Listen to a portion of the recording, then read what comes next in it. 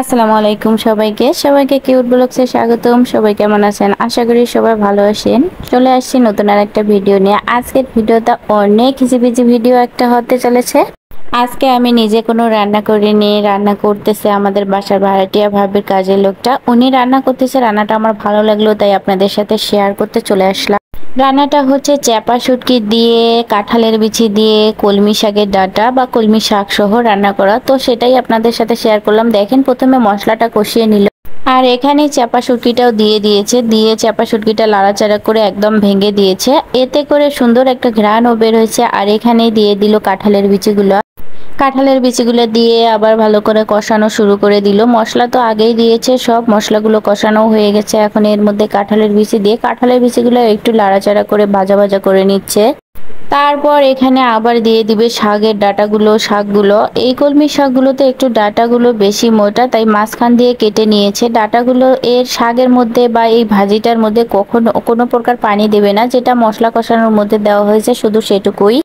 তো এরকম করে উনি রান্না বান্না শুরু করে দিয়েছে, ঢাকনা দিয়ে ঢেকে ঢেকে ঢেকে ঢেকে রান্না করবে। তো আমি সেটাই ভিডিও করছি আপনাদের জন্য। তো দেখুন, ভিডিওটা ভালো লাগলে একটা লাইক করে অবশ্যই দিবেন।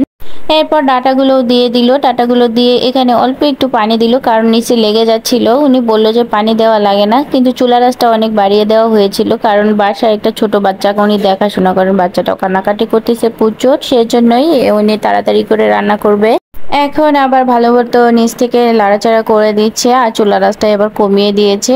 আর এরপর ঢাকনা দিয়ে ঢেকে দিয়ে উনি ভাজাটা করবে। এটা একটা ভাজি মতো হবে। আর নিচে আপনার চাপা শুকি দেওয়ার কারণে এত সুন্দর ঘেরান আসতেছে কি বলবো।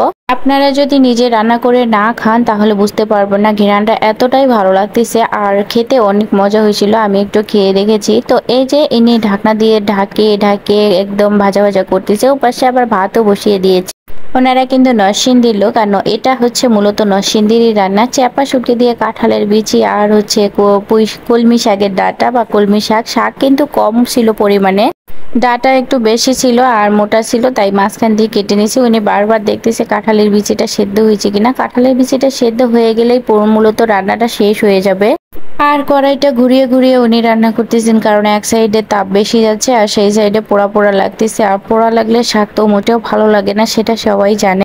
সেই জন্যই উনি বারবার কড়াইটা ঘোরাচ্ছেন আর লাড়াচাড়া করতেছেন এবং ঘন ঘন লাড়তেছেন। এবার চুলা রাসটা আরো কমিয়ে দিয়ে উনি রান্নাটা শেষ করলো। এখন আমি রুমে চলে এসেছি, এসে দেখেন মেয়েকে চা বানিয়ে দিয়েছি, আর আমার মেয়ে চা খাচ্ছে একদম এক মগ।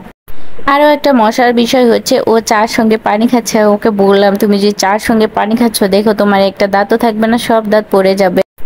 ও অবাক হয়ে হ্যাঁ হ্যাঁ করতেছে, বলতেছে হ্যাঁ চা খেলে দাঁত পড়ে। আর এইদিকে দেখেন আজকে আবার কি কি শুরু করলাম, লেবুর পিনিক বানাবে। লেবু টিভিতে মোবাইলে দেখে সবাই লেবুর পিনিক বানায় খায়, এখন ওরও খাইতে হবে। তাই লেবুগুলো ও শসা সহই কেটে নিয়েছিল। আমি বললাম আমরা এমনিতেই লেবু খেতে পারি না, তার উপরে যদি ছোচা সহ হয় তাহলে তো আরোই খেতে পারবো না। চলো আমরা লেবুগুলো একটু ছোচাগুলো কম চিলিয়ে নেই, তারপরে আমরা এগুলো ঝালাবো, তারপরে খাবো। অনেকেই আছে লেবু ছোচা সহ কসকস করে খেতে পারে, তাদের খাওয়া দেখলে আমার মনে হয় আহা, আমিও যদি লেবু কামড়ে কামড়ে এরকম খেতে পারতাম পেঁয়াজের মতো, কত না ভালো লাগতো। কিন্তু আমি খেতে পারি না। আমি তো লেবুর রস দিয়ে ভাতও খেতে পারি না, আমি লেবুর রসটাই খেতে পারি না। তারপরেও খেতে হয়, যারা ডায়েট করেন বা পেটে চর্বি আছে তাদেরকে লেবুর রস অবশ্যই খেতে হবে।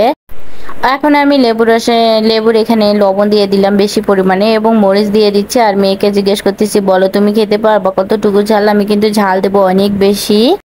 তারপরে ঝাল দিয়ে এখন আমি এগুলো লাড়াচাড়া করে মাখিয়ে নেবো। মাখিয়ে নিয়ে খেয়ে দেখবো আসলে খেতে কেমন লাগে। আমি এমনিতেও টক খেতে বেশি একটা ভালোবাসি না বা টক খেতে পারি না। বাসায় কামরাঙ্গা আছে, কামরাঙ্গা ঝালে বাচ্চারা সব সময়ের জন্যই খায়। আমি কামরাঙ্গাও খেতে পারি না, কাঁচা আম খেতে পারি না, বা জলপাই আমরা কিচ্ছু খেতে পারি না, আমার ভালো লাগে না। টক খাবারটা একটু বেশি অসহ্যকর লাগে আমার কাছে। এখন আমি খেয়ে দেখাবো। মুখের মধ্যে দেওয়াতে মনে হচ্ছে কত দূর দূর দূর দূর চলে যায় চলে যায়, এত পরিমাণে টক। আল্লাহ, বাচ্চার মতো না, আমি খেতে পারি না। মানুষে কেমন করে খায়, আমার পুরো মুখটাই বিষাদ হয়ে গেছে। আমার মেয়ে বলতেছে কেমন স্বাদ, একটু রিয়াকশন চাচ্ছিল আমার মেয়ে। এখন বাসার এই যে পুচকিটা দেখেন, ওকে খেতে দিয়েছি, ও খেয়ে কেমন করতেছে। তারপরে আমার মেয়ে খাচ্ছে, এখন দেখেন তারা কেমন রিয়াকশন দেয়। আসলে ছোট বাচ্চারা টক খেতে পারে, আর ছোট বাচ্চা ও তো দুধের মুখ। ও খেতেই পারবে। আর আমার মেয়েও বলতেছে মা একটু ঝাল বেশি হয়েছে, এবার আমি ধুয়ে ধুয়ে খাবো। আমি বললাম আচ্ছা ঠিক আছে তুমি ধুয়ে ধুয়ে খাও, কোনো সমস্যা নেই, তারপরে লেবুটুকু তুমি খেয়ে ফেলো, লেবুটা নষ্ট করা যাবে না। আমার মেয়ে আবার লেবুটা খুব বেশি পছন্দ করে, কারণ ও লেবু খেতে খুবই ভালোবাসে। তাই জন্য বললাম তুমি লেবুগুলো খেয়ে নাও, আর আমি এদিকে কাজ করব, রান্না বান্না করব। দুপুরবেলার জন্য কোনো রান্না করা হয়নি, তাই এখন আমি দুপুরবেলার জন্য ভাত রান্না করব, আর একটু বাদাম ভর্তা করব, ধনে ভর্তা করব। আমাদের রংপুরের লোকেরা খুব বেশি বাদাম ভর্তা খাই, আমরা ধনে ভর্তা খাই। কুড়িগ্রামের পঞ্চগ্রামের ওইদিকে দেখা যায় বাদাম চাষ করা হয়। পঞ্চগ্রাম বলতেছি, সরি। আর এদিকে বাদাম ভর্তা খেতে আমাদের অভ্যাস হয়ে গেছে, অনেক ভালো লাগে। ধনিয়া ভর্তাও আমরা খুব খাই, তাই আজকে ভাতের সাথে ধনিয়া ভর্তা করব, বাদাম ভর্তা করব, তাই দিয়ে গরম ভাত খাবো। তারপরে আপনাদেরকে দেখাবো কিভাবে আমি গরম ভাতের সাথে বাদাম ভর্তা খাই। আর পুচকে দুটা দেখেন কি পরিমাণে খাচ্ছে, পানিতে ভিজায় ভাজায়, মানে ঝাল তাদের নাকি বেশি লাগতেছে। এগুলো কারেন্ট মরিচের গুঁড়া, তাই একটু ঝাল বেশি হয়। এখন ওরা এই যে ধুয়ে ধুয়ে খাচ্ছে, ধুয়ে ধুয়ে খাচ্ছে।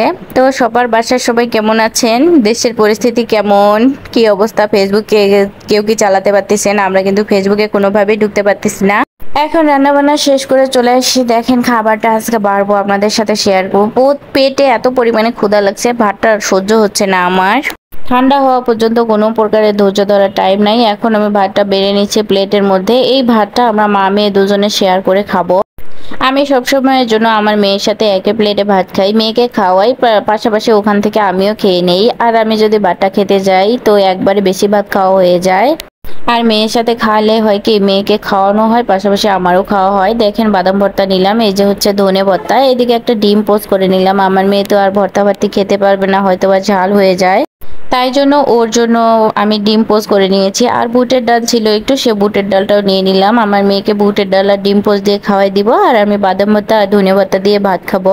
ভাতগুলো অনেক বেশি গরম ছিল, তাই ভাত নিয়ে চলে আসলাম আমি টিভি রুমে। এই রুমে টিভি আছে, পাশাপাশি টিভি দেখবে আমার মেয়ে, আর খাবে। টিভি দেখার ধান্দায় সে খাবে, সব ভাত প্রায় খেয়ে শেষ করে দিলে ও বলতে পারবে না যে ওর পেটে ক্ষুধা শেষ হলো কি না।